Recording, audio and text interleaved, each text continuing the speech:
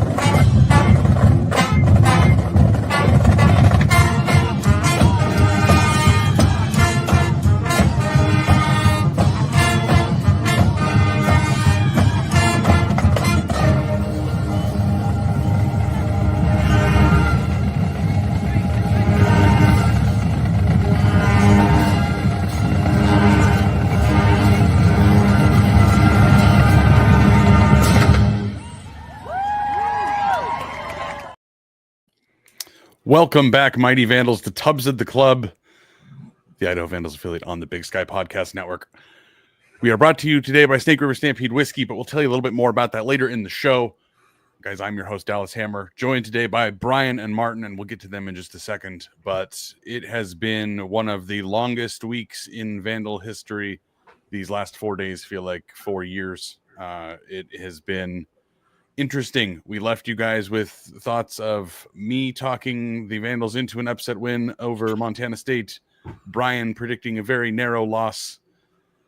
Brian and I both made it out to Bozeman, and that score obviously got well away from us. 52-19 was the final there, but I think the biggest story out of all of this, Brian, as the kickoff happens just moments afterwards, Football Scoop reports that Jason Eck is the leading candidate for the New Mexico job, but the way the story was written was that Jason Eck was taking the New Mexico job. And here we are 4 days later without a coach. Brian, how are you doing? Yeah, when you said it's been the longest week, you're right. Like each day right now feels like a month. And we have a gigantic amount of stuff that we kind of have to go through as like a data dump to catch everyone up. And hey, Dallas already alluded to it. This is going to be referenced when we go through our data dump. We're not breaking down the Montana State game. We may in the future have a time where we talk about like the Eck era as some like thematic discussion. That is not today. There is way too much news about the state of the Idaho program since Jason Eck left for New Mexico. And we have way too much stuff to cover. So I'm ready to start because it's been since waking up Saturday, Dallas, it's been a fire hose of info in one way or another. By the way, if you're a member of the hashtag Only Tubs Discord at patreon.com/Tubs at Club, that's where that's where our inside info gets put. So if you've been following that, one, you have a kick-ass community to kind of hold your hand through this nightmare time. But two, that we don't call ourselves journalists, but full disclosure, the best coverage of this is our Discord. There is no second place to compare. Brian, I think that's honestly, I think that's I hate to like toot our horns. I don't do that very well. I've never done that very well in any aspect of my life. But Brian, a lot of the stuff that we're going to talk about today, for those listening to us for the first time that are not part of the Discord, this is all going to be new information to you. Virtually anybody in our Discord is already someone who knows this stuff. So this is the discussion version of that. Exactly. This is us having the discussion of what people have been talking about in our Discord for 4 days now. So Brian, let's just rip the Band-Aid right off. Let's get into it. This is what we're going to call Around the Bar, presented by Hughes River Expedition. We'll tell you a little bit more about them later on too. Man, that game, it's so hard to even talk about that game because at one point Idaho was tied 10-10, and then I got kicked out of an MSU box for cheering for Idaho. Brian, not so good in the box. Not normal what you for like only Tubs. You'd think Brian would be good with boxes, but anyways, couldn't even get through it. We see Idaho 10-10. It's a close game. Eck has a mind-numbingly bad onside kick that really wasn't that bad, guys. If you have to steal possessions from Montana State, you get the kick, all of a sudden everyone's looking at him like a hero. Then in turnover on the next drive, all of a sudden Idaho's down 2 possessions. The team apparently starts finding out that Eck is leaving at halftime because, again, guys are allowed to go on their phones in the locker room. So the news is out there that Eck is supposedly taking this New Mexico job.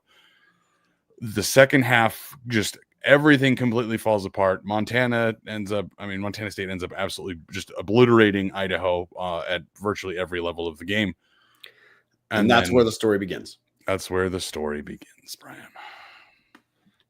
So how do you want to start with this, Brian? Let's just go through the data dump, and that'll have us cover pieces of information. Phase 1, the football scoop story that came out before the game was confirmed Saturday morning as being correct. Jason Eck is the former University of Idaho head coach. He is the current head coach at University of New Mexico. That then leads to another decision tree, both on Eck's part and on Idaho's part, 2 simultaneously. The first is what happens to the coaches at Idaho, because Eck now has to assemble a staff in New Mexico, just like he had to assemble a staff at Idaho.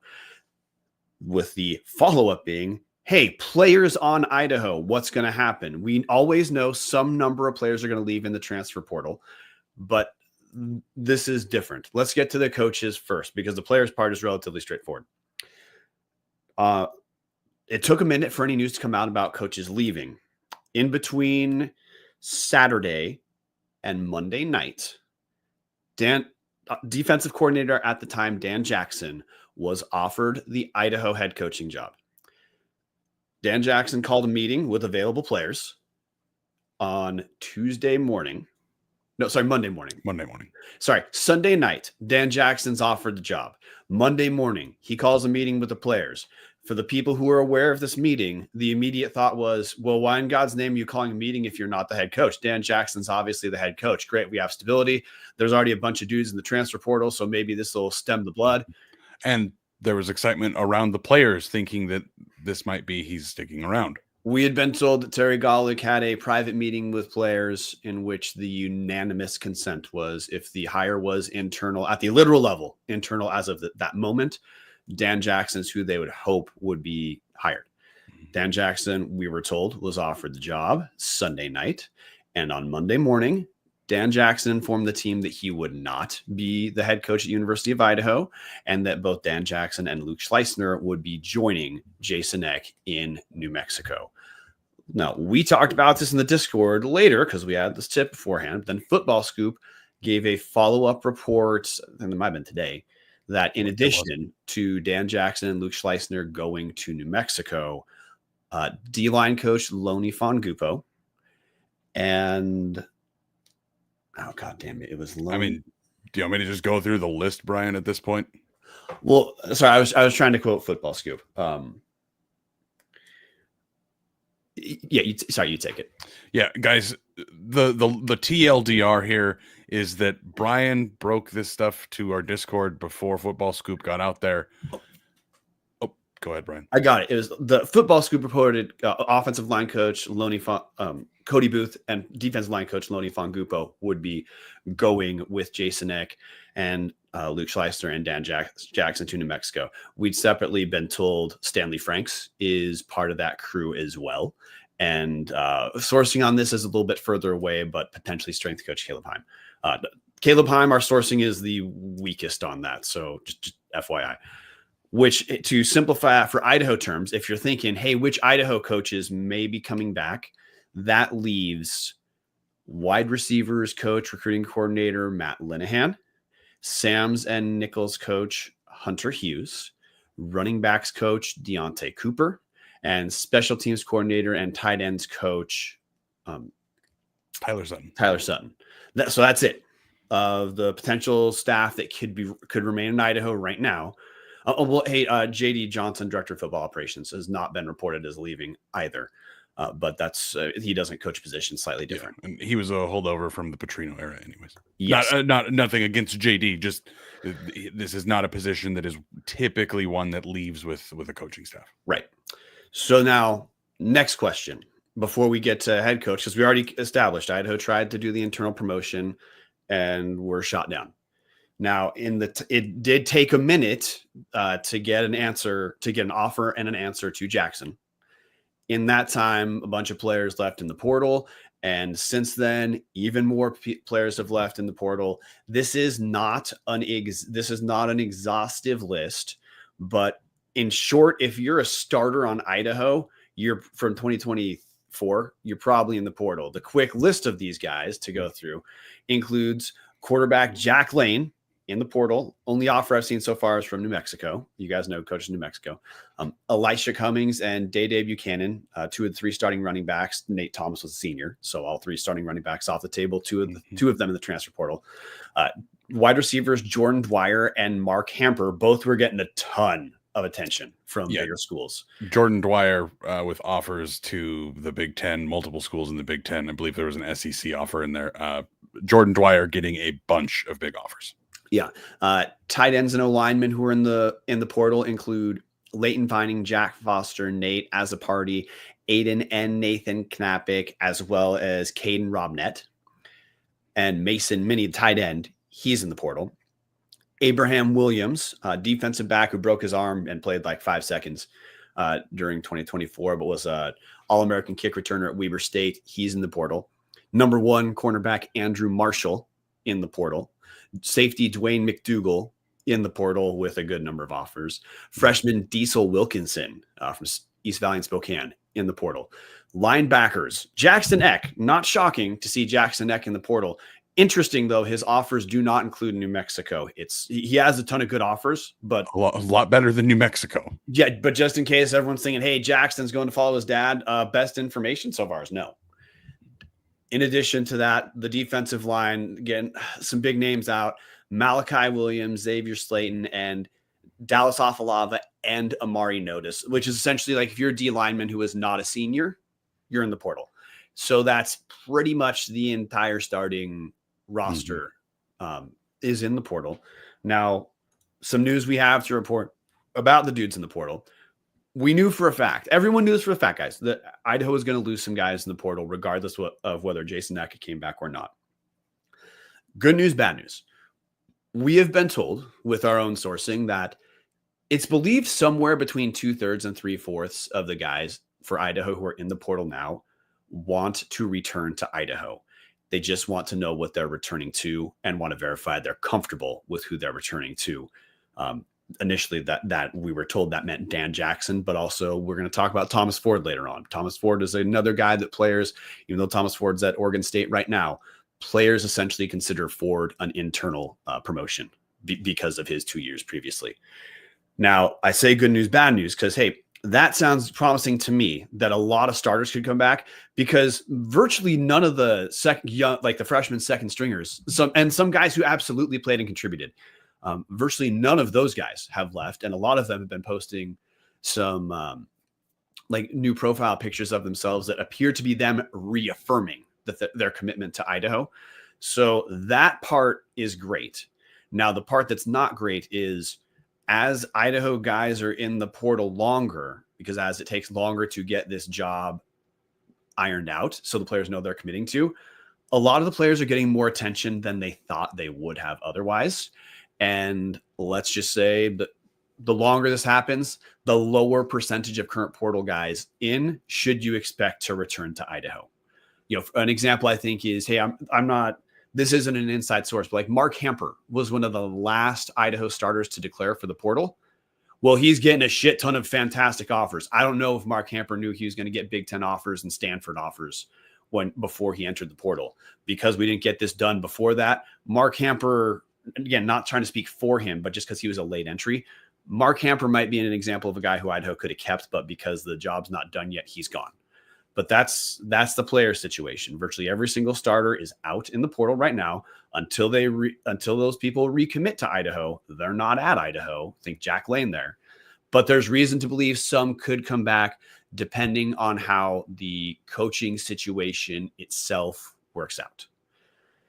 So Dallas, do you want to just address the coaching spot, and then we can talk about coaches, transfers, and other coaching news as individual bullet points after? Yeah, absolutely. I do want to hit one correction in the comment section. James Aldridge jumping in to say Nate Thomas is actually still listed on the 2025 roster. He's been reclassified to redshirt junior on the 2024 roster and is classified as redshirt senior on the 2025 roster. So thank you for the correction. Thomas may still be coming back, meaning that hey, that's more offensive skill snaps coming back into 2025 than we're coming back into 2024. So if you're thinking about where Idaho was, yes, they're missing a coach, but there may be more offensive snaps coming back, at least at the skill positions. Brian, there's a lot of things we can go through, and I am doing my best to not just turn this into yelling about the athletic department and how bad they are. Essentially, Brian, what we have been told from our internal sources, from just reaching out to people around the program, you can go find it online. The idea this whole time has been Dan Jackson and Thomas Ford. If Dan Jackson accepts the job, most of the kids in the portal are going to come back to Idaho. To clarify really quick, that's the player's idea. Yes, thank you. The idea being that, like, this is what the players have been wanting. Dan Jackson, boom. Most guys stick around. If he doesn't, bring Thomas Ford back, keep the culture going, keep again the Linehans, the Suttons, the guys that do not have jobs at New Mexico with Eck, keep those guys and kind of build off of that. With that said, we know Thomas Ford is at least on the short list.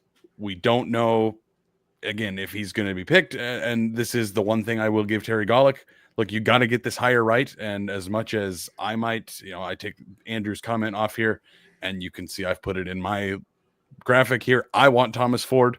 I think Brian is all on board with Thomas Ford. Ooh, all aboard for Thomas Ford. Half of the comment section is all aboard for Thomas Ford. You got to get the hire right. And so I will give it to her. Hey, this is a hard decision, and you got to get it right. So, okay. So let's talk about Thomas Ford for a second. Cause I think that's going to let us pivot back to the players and the coaches, the assistant coaches, that is. So we've been told the short is a literal term for a short list, that there's about going to be 5, 6, something like that. People that are considered for the position. So we include current and former coaches, current and former head coaches. We've been told that Idaho's been prepping for a while, ever since Eck interviewed at San Jose State in the summer of that would have been the summer of 2024. No, 2023, summer 2023. Yes, Dallas. That happened last last winter. So summer 2024 is when Eck interviewed at San Jose State. It was in the last calendar year. We'll go with that. That's the summer of 2024. Cool. We're gonna quit talking about the months. In the summer of 2024, before the 2024 football season, Jason Eck interviewed at San Jose State. Since then, we've been told the athletic department has engaged with headhunters to keep an active list for when this happens, and that the department was eventually made aware of Jason Eck interviewing at Utah State back on. That would have been December 4th of 2024. So the department shouldn't, if they're doing absolute bare bones minimum due diligence, shouldn't be caught that flat footed, and the process is beginning. And hey, we know that the process has begun. So that's good news. If this is done by the end of the week, that will kind of be our evidence that this went about as smoothly as it possibly could. So with that, Thomas Ford, the story of Ford really, he was a guy mentioned with Dan Jackson publicly by players almost right off the bat. Dan Jackson was kind of the first one, but that makes absolute sense. He was the current defensive coordinator. It has been since Dan Jackson refused the position that the name Thomas Ford online and offline has been ratcheting up a ton. You're seeing support for Thomas Ford from a ton of former players and former coaches, also regional coaches in the area. In short, there is a very big groundswell of people connected to Idaho or people who just like Pacific Northwest football, who believe Thomas Ford could be a good or great candidate to replace Jason Eck. Mm-hmm. Because that itself is one of the bigger stories around here is, hey, Thomas Ford being included in this process, Dallas. Let's spend a second breaking down the resume of Thomas Ford. We know he coached special teams at Idaho and was running backs coach. We know in his 2 years of Idaho, what we saw was great special teams work. And I mean, look, he didn't coach the O-line. The O-line was developing, but Anthony Woods was pretty damn good, and he took off during his time here. But let's talk about the actual Thomas Ford resume, because if he's sitting in the interview, he's going to lean on that Idaho time and some other things as well.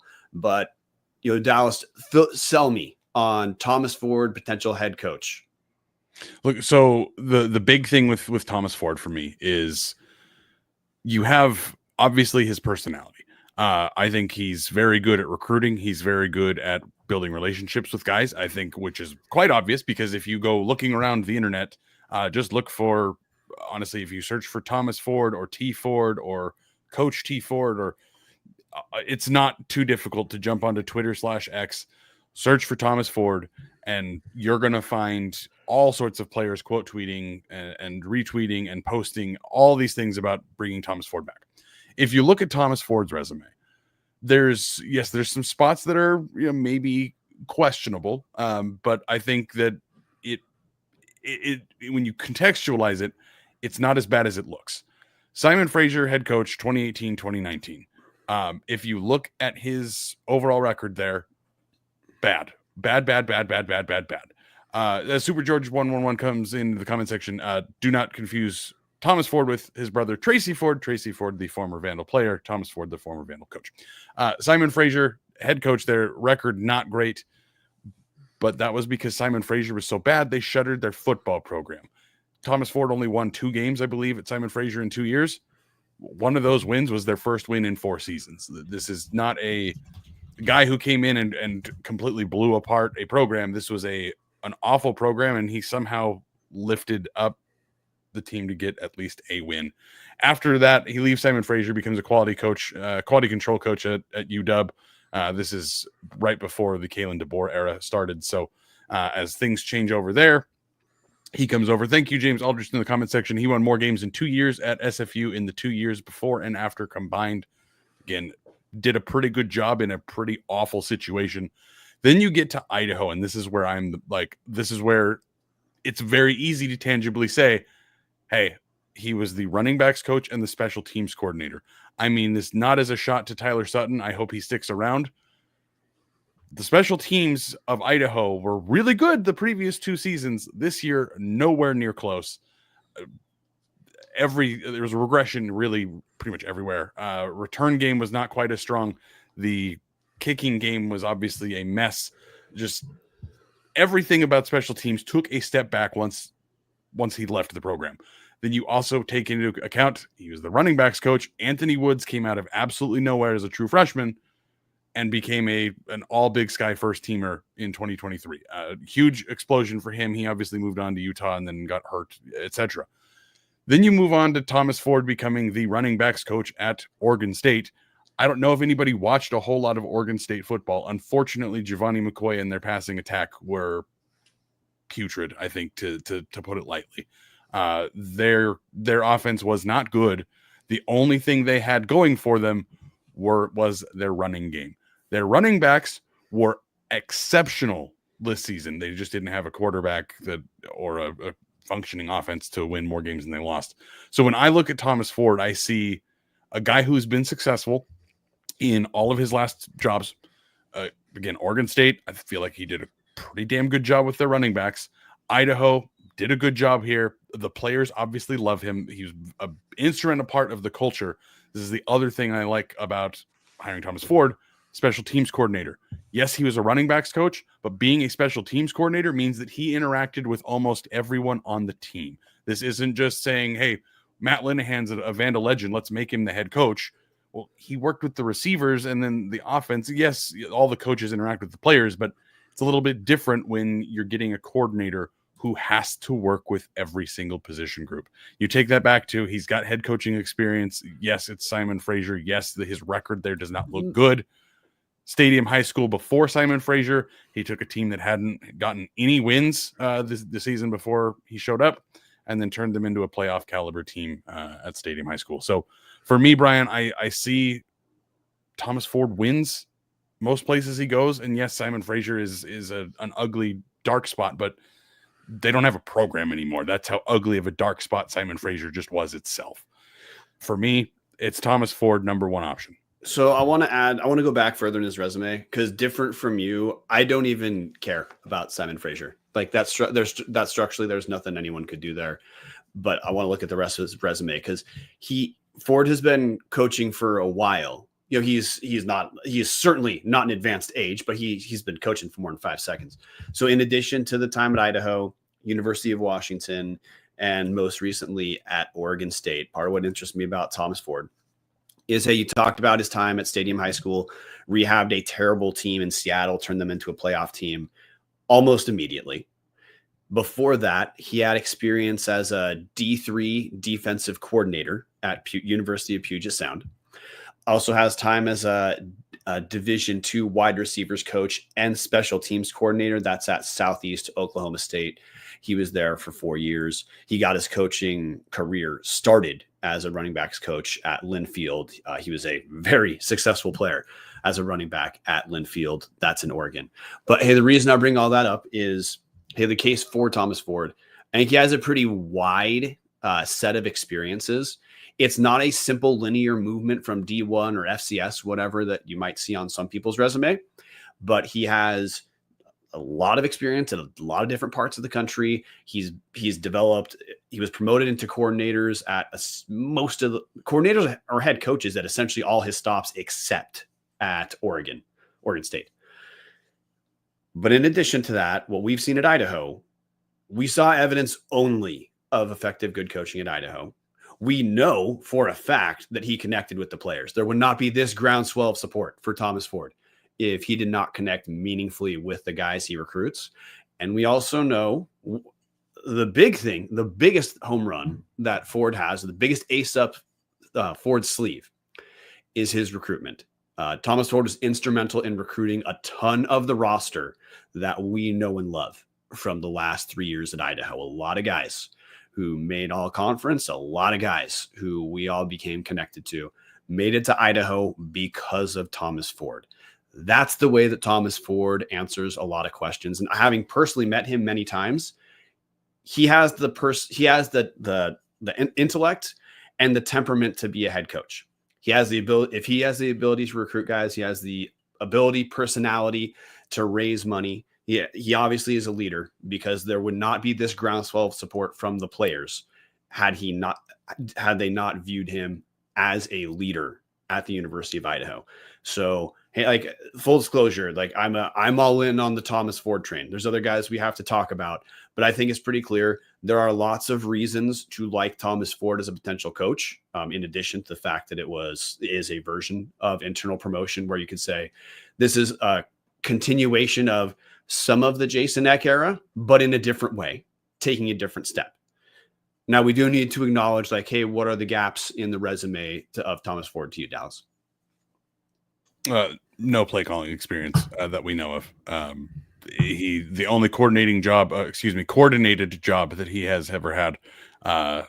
Congrats on not laughing on that one, Brian. Is the Idaho special teams coordinator. I know that he's got the Simon Fraser stuff. He's got the defensive coordinator back in Puget Sound. But as far as like, you're saying Division I football, D1 play caller. He has not been a play caller at this level. That's a ding. He hasn't spent a ton of time at this level because, again, he's got 2 years at Washington, 2 years at Idaho, 1 year at Oregon State. So yes, there's a less of a runway here of proven at this level or at the FBS level. For me, though, you look at what he's done just in his football career. He played at Linfield, so D3 player, won a national title there. Then he went to the Indoor Football League and won a championship there. Like, the guy knows how to win. He's been around a bunch of winning things. And Jerem Taylor is circling right around what I'm getting at. Needs to be the CEO, not the coordinator. That is exactly what I want to see. That's also kind of the Jason Eck model. That, hey, like, 100%. I know there's some people who are still touchy about Jason Eck leaving, but I'm just going to tell you, you need to get over that. There's a lot of good stuff from the Jason Eck era that we still want to be part of Idaho football's DNA. And the fact that Thomas Ford got to learn under Eck and if he's a hire, that could be what he would look like. That's part of why you hear our energy on Thomas Ford. Yep. Crewhead 76 also saying Ford's got to surround himself with good coaches and be a great CEO of Idaho football. That's the only other concern I would have, but this is not a concern I'm ever going to have answered. I don't know what staff he would put together. I would assume Matt Linehan sticks around. I would assume Tyler Sutton sticks around. Yeah. Don't know about Hughes and Cooper because Ford didn't coach with them. They came on after Ford left, especially Cooper. He's the one who filled Ford's spot. I don't know what would happen with them. I don't know, again, who his coordinators would be if he's got guys in mind. Am I concerned about that? No, because anybody that wants to be a head coach typically has an idea of who they want on their staff. From what we know, Brian, Thomas Ford is not a guy who's been sitting around like, oh, yeah, I guess I could be a head coach. That'd be kind of cool. As far as we know, Thomas Ford has a dream of being a head coach. Guys that want to be a head coach, they know who's going to be the coach. We talked to Jason Eck about this. It's been over 3 years now, but we talked to Jason Eck about this when he got hired. We talked off of the screen, but we also mentioned it on the recording. Like, he knew Luke Schleisner was going to be his offensive coordinator. They knew going in, you're going to be my guy. Thomas Ford probably has somebody out there that he's considering. He's probably already got some feelers out to staff guys. So that's not as big of a concern for me.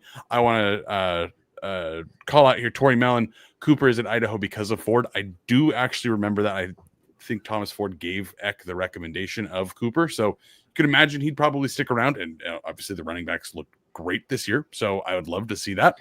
But Brian, I don't have a ton of negatives about Thomas Ford because we're at a point where we're not going to have a perfect candidate. Perfect candidates don't exist at this level. No, they don't. I guess the only other demerit could be, I don't know, like Sac State just hired UNLV's offensive coordinator, and if there's concern by the people interviewing about like what that hire itself looks like, it's hard to do sexier than hiring the UNLV OC, but also I don't know if I necessarily want that at Idaho. But we just have to acknowledge, like, this Sac State might be unique at being able to pull OCs. They shouldn't be able to pull OCs as head coach. It's happened their last 2 times. But that's maybe you'd consider that a theoretical demerit. I think there's a lot to like about Thomas Ford, and I think we need to circle back, and this will close the discussion of assistant coaches. because what happens to the remaining Idaho assistant coaches is going to be dictated by who is hired. You can reasonably assume if Thomas Ford's hired, some of those assistant coaches, like you already referenced, are probably going to be staying. A guy like Matt Linehan, guy like Tyler Sutton, that would make a ton of sense. We'll say the name Bobby J, the safeties coach, has not been formally announced anywhere, but Bobby J was not told to us to be a guy to expect hanging around Moscow. But there are a few Idaho coaches that there's been nothing for sure published. But until further notice, our best info is what we told you earlier about the 4 who are potentially available. The result of players, we know that players have said they are game to come back with Thomas Ford. So some number of starters, you can safely assume. Again, we were told number between 2/3 and 3/4. But that changes over time because as we take longer, that number probably gets lower and lower. But you can take to the bank there will be some guys who, if Thomas Ford is retained, they're going to return to Idaho. And we've been steady with like the depth pieces at Idaho. The younger guys at Idaho overwhelmingly have not yet left, which I think means we have some other things we got to talk about. We do, Brian. We have plenty of other things to talk about, including a great all-inclusive week-long vacation you can take right in your backyard. Hughes River Expeditions has been Vandal owned and operated since 1976, and they're ready to take you on the vacation of a lifetime. Enjoy a multi-day trip down the Middle Fork of the Salmon, the main Salmon River of no return, the Salmon River Canyons, or the Selway. You can even check out special trips like one to see the Perseid meteor shower. We could camp on pristine beaches, or as Brian likes to say sometimes, bitches. Run amazing whitewater, hike scenic trails, spot wildlife, soak in the beautiful natural hot springs. And guys, the same thing I say every week. I know we've got a lot more new listeners this week, but guys, some of the most remote stretches of river in the entire country. Just bring your clothes. Colin and HRE are going to handle the rest. Grab a paddle, catch dinner, and ride the bull all throughout the Gem State.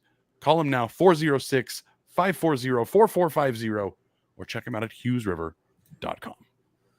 Brian. So other coaches that I think are worth talking about. Hey, Tubbs the Club is a little bit different than a lot of outlets when there's coaching openings. We do not make speculative lists that are essentially rectally derived, which, by the way, lots of lists that you see for coaching positions are completely made up, and it's just a list of names people know.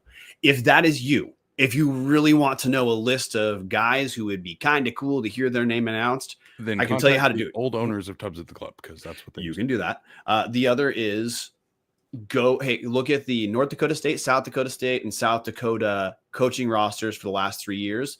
Look at the names of the coordinators, whether they're there still or have gone elsewhere. Do that the last 3 years. You're going to come together with a list that if that was the list we presented, people would say, oh, how interesting.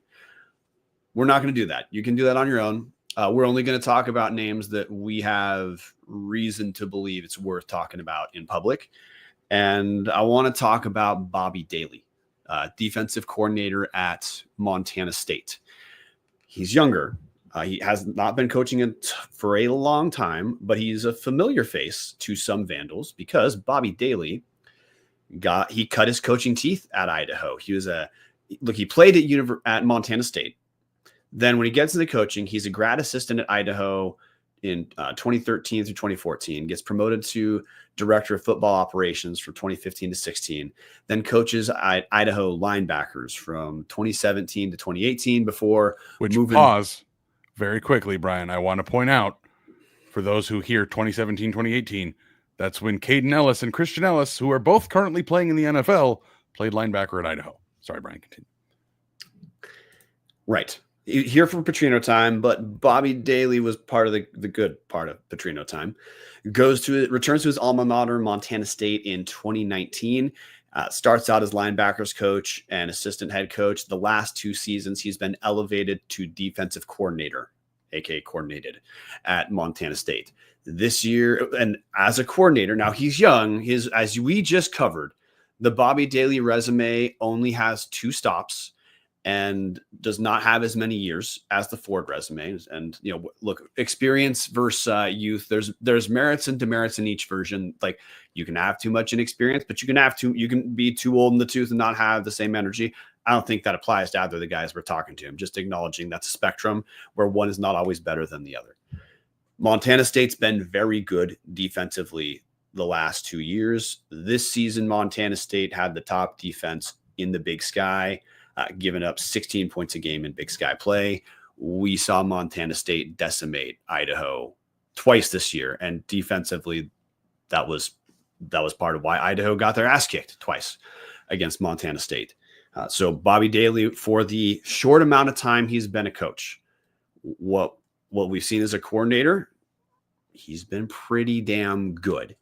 Now, you might think, and I thought this initially, like, okay, well, why would a young guy like Bobby Daly leave? He's an alum at Montana State. That sounds like a potential dream job to have. As Tori Mellon says in the comments, wouldn't he be the next man up if Brent Vegan finally leaves?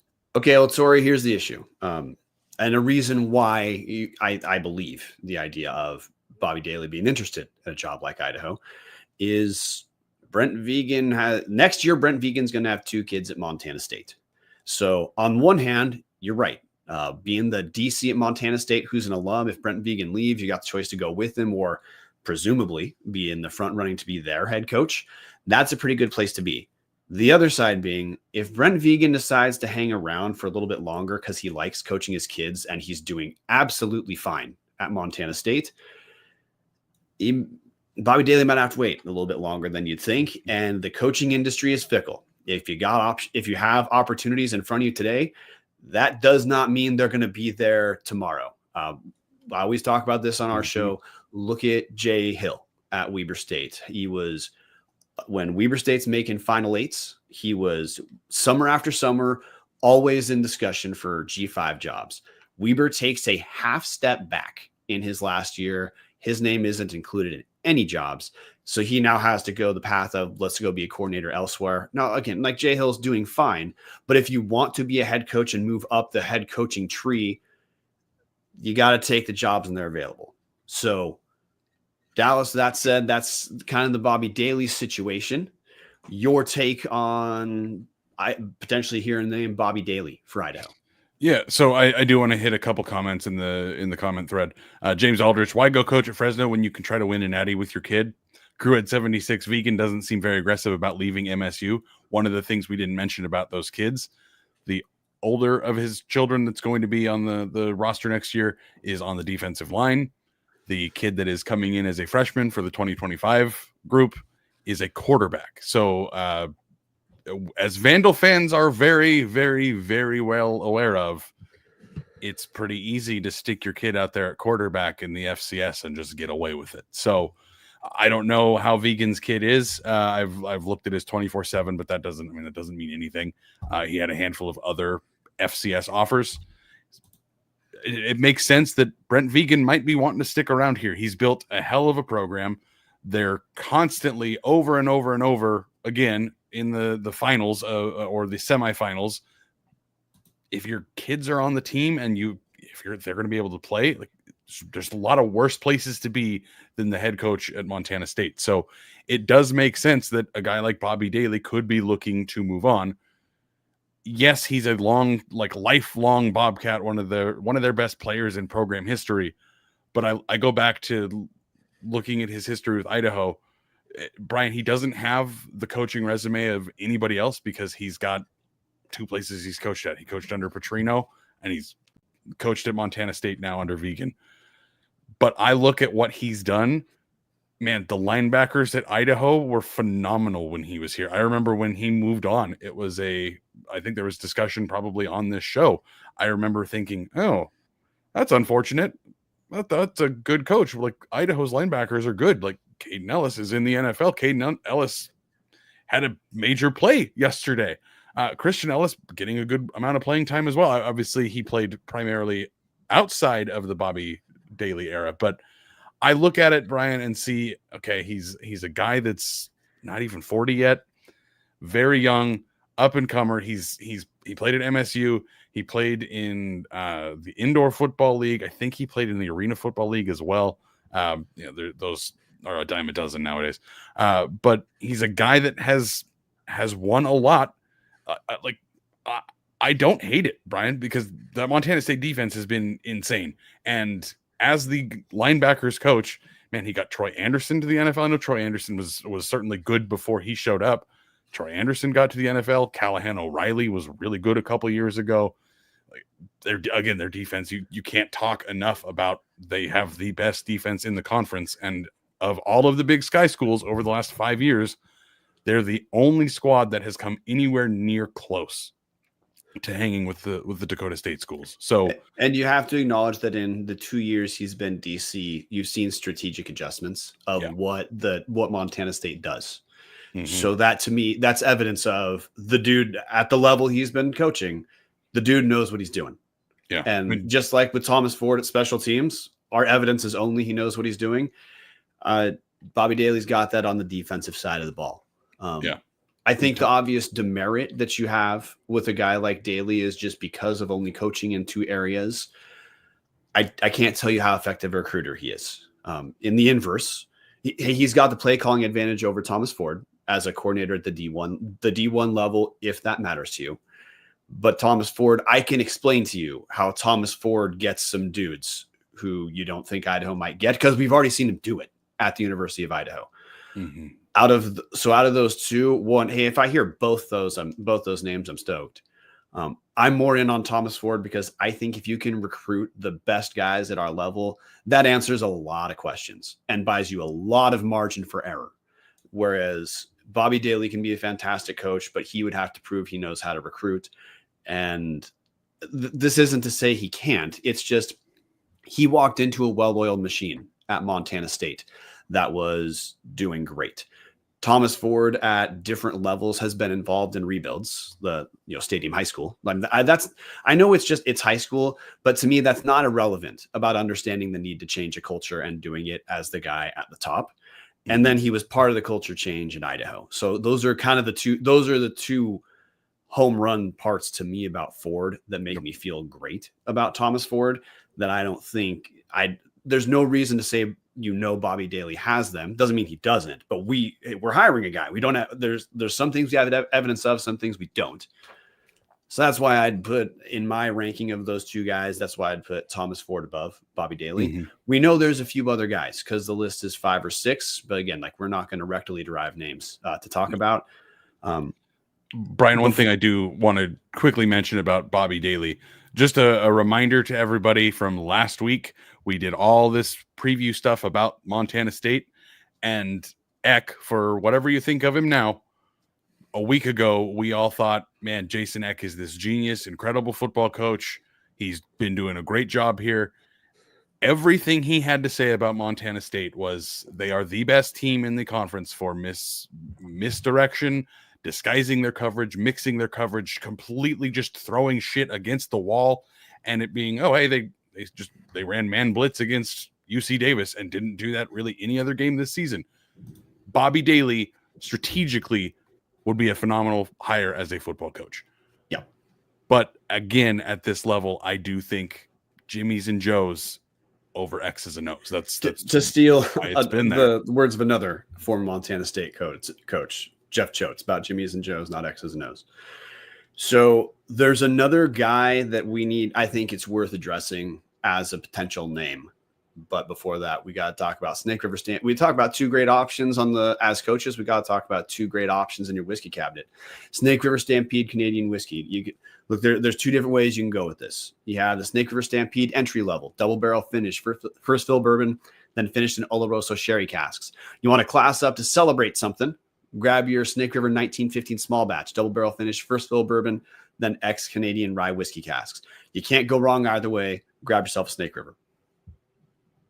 It's great for celebrating good things in Vandal days, and then you also have days like the last 4, Brian, where sometimes you just need that regular old bottle to really get you through some of the stuff. But again, guys, we're looking at pretty positive things here.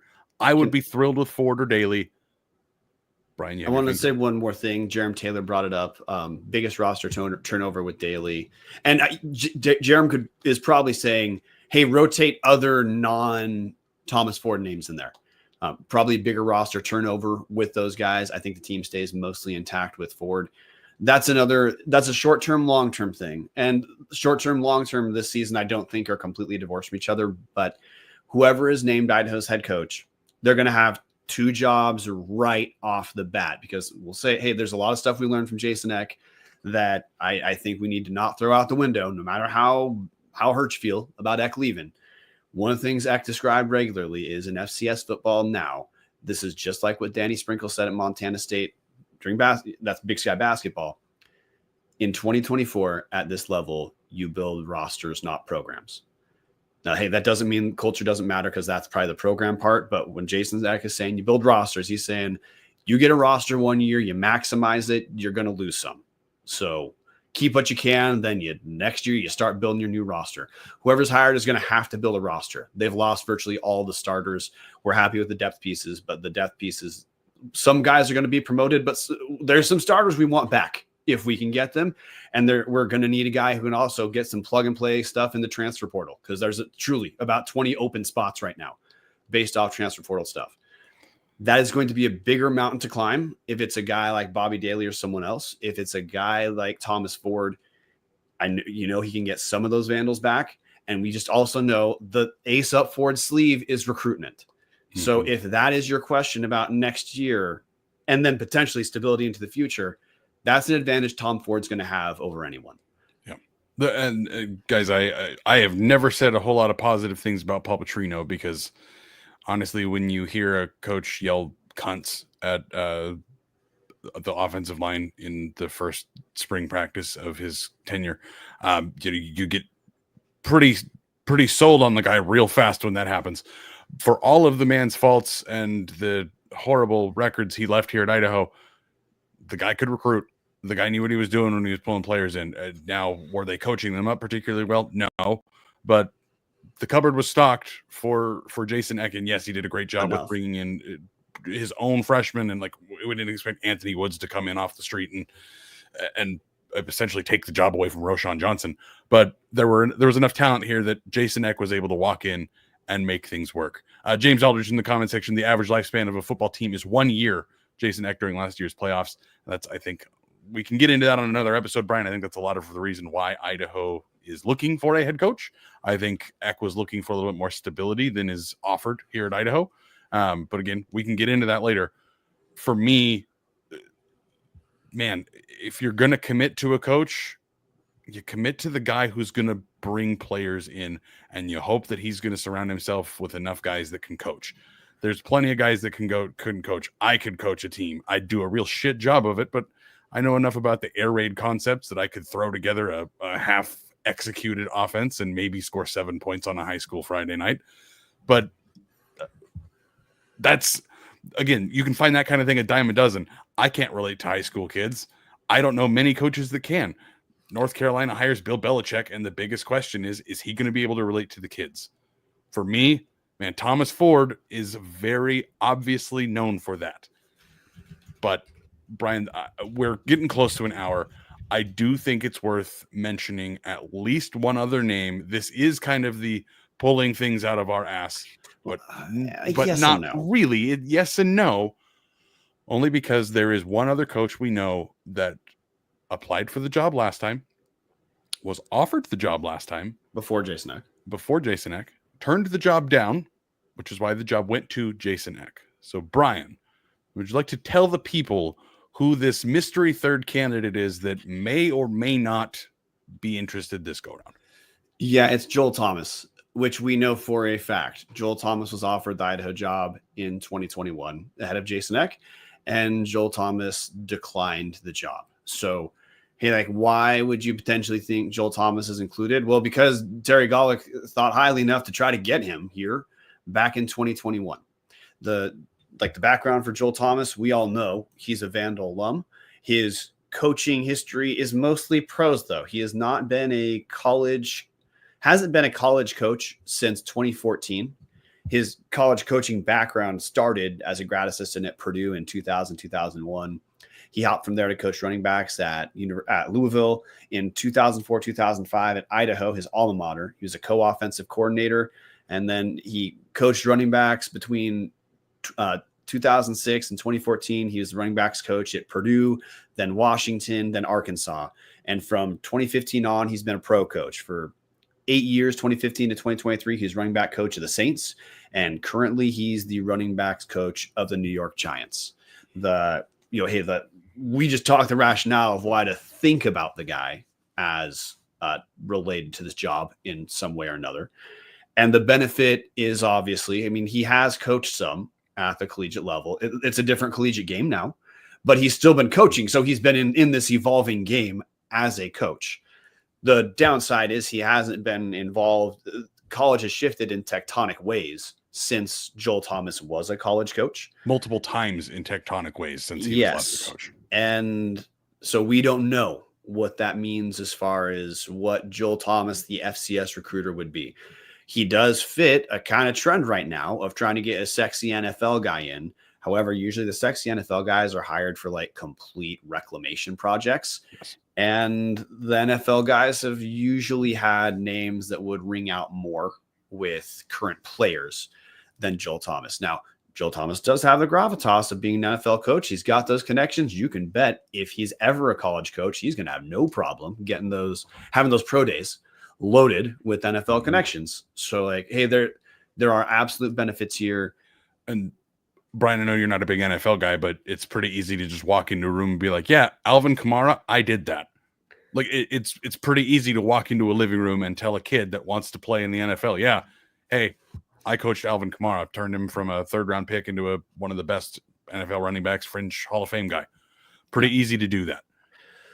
The case against Joel Thomas is, one, like we said, hasn't coached in college for a decade, and things have changed. Two, there's a very sensitive person who offered him the job last time that Joel Thomas said no to. So the name Joel Thomas this time around has not had the same level of authoritative sourcing as it did last time, which leads me to believe Joel Thomas is probably is not truly in the running. But I feel like it would be inconceivable to not address that the guy who is an alum who was offered the job last time would not at least, for 1 second be discussed as a potential option. And I do want to point out, there's a lot of folks saying like, oh, Joel wouldn't take this job. He wouldn't take the call. Look, he did take the call a couple years ago.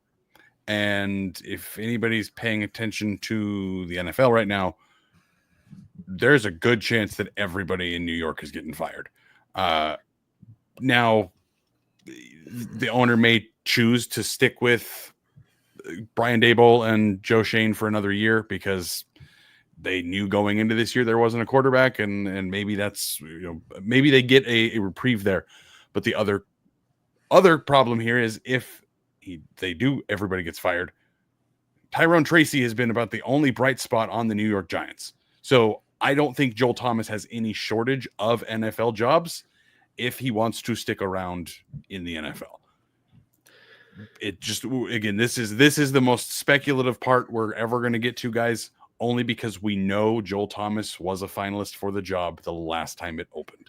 He has not moved anywhere other than cities. He's still a running backs coach in the NFL, but it could be certainly hard to pull a guy from the NFL, and especially like you said, Brian, college has changed so much. He does not have a lot of recruiting background. There's folks in the comment section pointing out like he's not the most X's and O's guy. Like, no, I mean he's been a coordinator 2 years in 2 very, very, very forgettable years at Idaho. Other than that, he has historically just been a running backs coach. So I think we've covered Joel Thomas. He was intimately connected last time. He is a Vandal alum. He's got an NFL background, but there is reason to believe he's not connected. There's probably more reason to believe he's not connected this time than to believe that he is, but he's a extenuating circumstance to talk about. I want to cover 3 quick rumors that'll take 3 seconds, just because they've been swirling around. So one, we saw in the comment section, I've heard it elsewhere, a question, hey, what about Justin Udi? He's from Genesee. He's the current wide receivers, pass game coordinator, special teams coordinator at Montana State. What about him? Two things. If you read his resume, he's listed as having been the offense coordinator at Montana State. No, he's not. He was temporarily the OC in 2020 when Montana State did not play a COVID season during that transitional time between Jeff Choate and Brent Vegan. So that's why it looks like he bumped back on his career. It's because he essentially was a placeholder when Montana State did not have a team, did not have a season. And second, we don't have any sourcing that indicates Idaho's interested in Justin Udy. And I certainly I wouldn't take his resume over the other guys that we've talked about, which doesn't mean Udy wouldn't be a good coach, but like you hire based off what you have right now. I know he's local, so that's the Idaho connection. I'm sure he wants to move up, but we've heard absolutely nothing about him actually being connected to the search. Second, Casey Dunn. Fired offensive coordinator at Oklahoma State. He's there for a long time. He's a former Vandal. We have heard no information intimating Casey Dunn is involved in the search. He's been coaching for a while. It's also, Dallas, you can speak more to Oklahoma State. As you described to me, hey, he was at Oklahoma State for a long time. So like the benefit, if you were included, is he certainly has recruitment ties that he could pull from. But I mean, if you're an OC under a guy who you take it. Yeah. Essentially the issue, quote unquote, with Casey Dunn is that he was the receivers coach at Oklahoma State. They had some guys with some legal troubles, you could say, in the NFL, but they did certainly produce some all-time NFL talent. Again, maybe if you take all the personal issues off of those guys. Anyways, after that, he moves to being their associate head coach, and now over the last few years has served as their offensive coordinator. But that's very similar to being the offensive coordinator under Mike Leach. Mike Gundy is a former quarterback for Oklahoma State. He was then their offensive coordinator in the 90s. He left and coached elsewhere, came back as their offensive coordinator in the early 2000s, and then ended up being promoted to the head coaching job, which he's now had for almost 20 years at this point. So yes, Casey Dunn was at a Oklahoma State program that has been very good for a very long time. Trebe Talks, Justin Blackman. I didn't want to say it because I didn't want you to have PTSD triggers, but yes, Justin Blackman of the formerly of the Jacksonville Jaguars before he got into a whole bunch of legal troubles, played for Casey Dunn at Oklahoma State. Anyways, that's where you start circling into the Luke Schleisners of the world. There's not a whole lot of people clamoring for Luke Schleisner to be hired as a head coach because, yes, while he was the play caller, it's Jason Eck's show. Jason Eck is the guy directing the offense, realistically. That's kind of where Mike Gundy falls into, not quite at the same level. And certainly I used Mike Leach as a very extreme point. But when you come down to hiring the DC at Alabama, it could be Kirby Smart, who becomes this incredible college football coach. Could also be Jeremy Pruitt, who proved very quickly. Mike Leach. Nick Saban was running that defense, and Pruitt wasn't doing anything because he immediately tanked that program. That's the one problem with hiring college coordinators that realistically are coordinating for some other guy. It's the same thing you see in the NFL. I'm not going to go on a 30-minute rant, but Andy Reid, there's a reason Andy Reid's assistants don't work out as head coaches, because it's Andy Reid who is the guy. Brian, that is enough on Casey Dunn and why I can see why Idaho is hesitant to try to go get a coach that is also being paid a whole lot more than he was. It would be.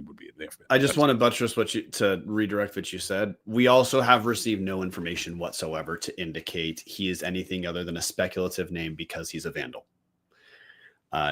It's in the comment section, so I'll say it again. Crewhead76 saying Scott Linehan too. We heard lots of alums talk about Scott Linehan last time. He was not included. I do not know what would possibly change. Our sourcing certainly has not changed. So I know Scott Linehan's a name that a lot of Vandals connect with. We've received no information to indicate he's involved at all.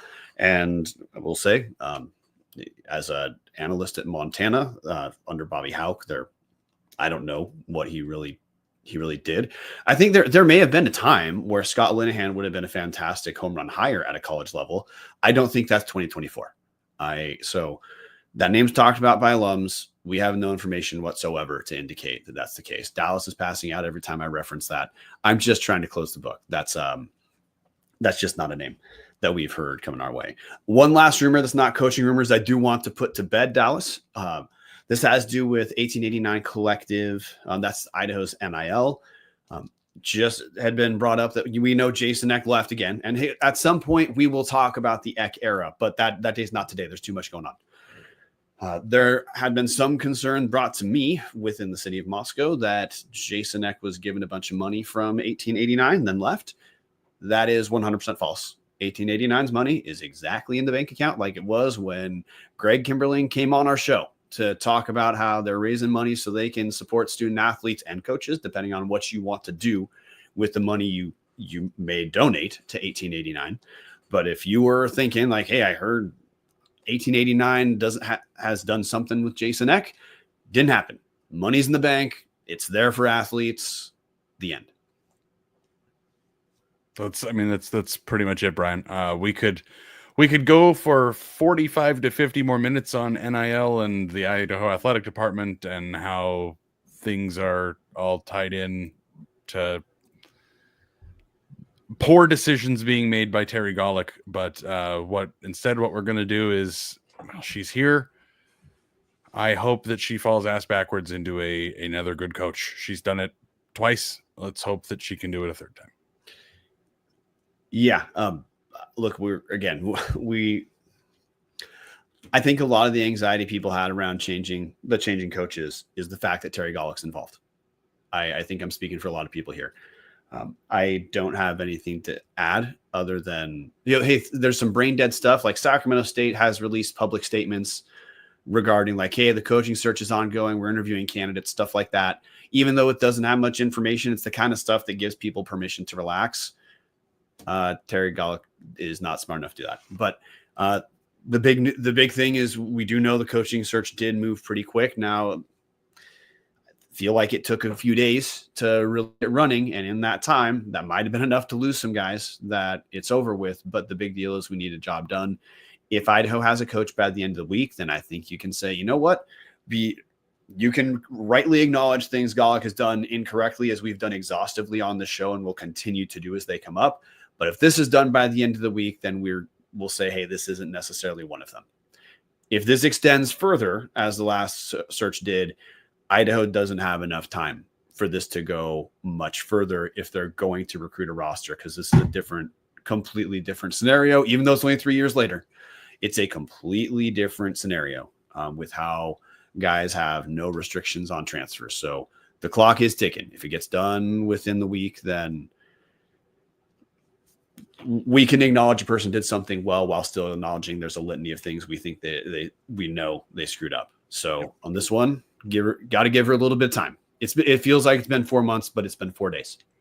Yeah. The one other thing I do want to point out, because there's a lot of folks that are maybe less than happy about Terry Golick and all of the things that she's done, especially we've covered all of them on this show.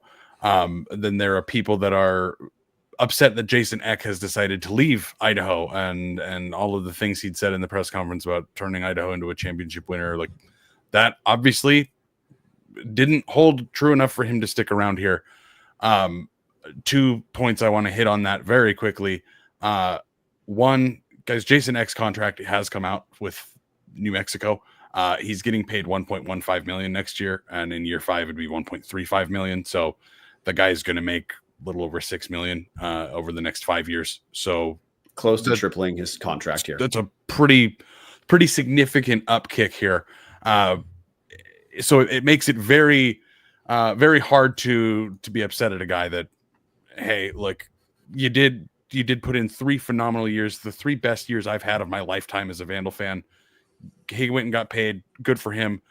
The timing of his departure sucks, but at the same time, guys, with the roster limits happening to the FBS, this is going to be the most loaded transfer portal year of all transfer portal years. Now, that could change when they change the rules in a couple years.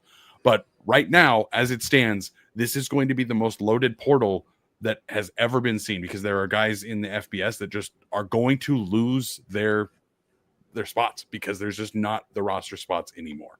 So for all of the doom and gloom of, wow, Idaho got their teeth kicked in by Montana State, how shitty is it that the news came out that Eck was leaving during the game? It obviously hit the players at halftime. Through all of that shittiness and all of the bad ways that this fell apart, man, of all of the years for this to happen, I am thankful that it's happening in the year where the transfer portal is going to be the most full it's ever been. No, the big deal is, until there's a coach, Vandal fans are just going to be eating shit, because we got, like you said, there's the game in Bozeman, there's the news coming out during the game, then it's just slowly loss after loss after loss trickles out of lost coach, loss of coordinators, losing some. Until the dudes who transferred are back, they're gone. So you just see loss after loss as player after player after player enters. That tide will eventually stem. And this is always the tide FCS teams are going to have in the offseason is the season ends, you're going to lose guys, exhale, then you get to the wave where we start to see the transfers who come into the team. We're going to get there too, but there will be no good news until Idaho gets their head coach hired. Beyond the fact that in spite of all the guys that we have lost, a lot of the young depth pieces have not left the team. So, and by the way, a lot of those depth pieces this year would likely have moved into starters or, like partial starter positions next year. So look, the cupboard's not going to be bare. And like you said, when someone's here, they're probably just going to have to hit the transfer portal harder than Jason Eck did in his first few years. That's just a fact of how this is going to be. The tide will stem when there's a press conference called to say who's coaching Idaho football. And until then, guys, if obviously this has been, I think, the most live viewers we've ever had on a show. If you're hearing these things and you're feeling a little bit better about Vandal football, man, our Discord has known about a lot of this stuff for days. Tori Mellon with the absolute haymaker here. It's time for President Green to go. Guys as bad as TG. I am in full agreement with that, because I think you are only as strong as your weakest link, and that guy has the blinders on to honestly one of the worst athletic directors I've ever seen. And boy, I've seen a lot. I have a lot of love for a lot of really shitty programs. But Brian, if you're listening to this and you're thinking, man, I really want to get the news as fast as possible about this Idaho coaching search, where would you send the people? Patreon.com// Tubs of the Club to become a member of the #OnlyTubs Discord. Costs as little as $2.50 a month. And I do have to bring this up. We just had a person try to join for free. No, you don't get in the Discord without paying. That's part of how we keep the culture, and that's part of how we keep it the kick-ass place it is. People want to be there because it's a constructive place to be. It's been going wire to wire with both tips and talk. It's both. Like, this isn't just like, hey, a data dump of nerds. This is also like, if you're invested in Vandal football, you should be here. This is the best place for online discussion. Costs as little as a cup of coffee a month to support the show. With that said, Brian, we will certainly be bringing all of the coaching news we get to Discord. We will be bringing it to the YouTube and podcast services around the world at some point with the holidays coming up. Who knows what our actual recording schedule is going to be, because I cannot imagine we're going to be going live Christmas Eve, but we'll see, because right now, guys, Idaho's in the middle of a coaching search, and it could be that Thomas Ford gets hired in an hour and this episode ages really poorly. It could be that Idaho hires someone we had no idea about in the next 24 hours. Because there should be 3 to 4 people we don't know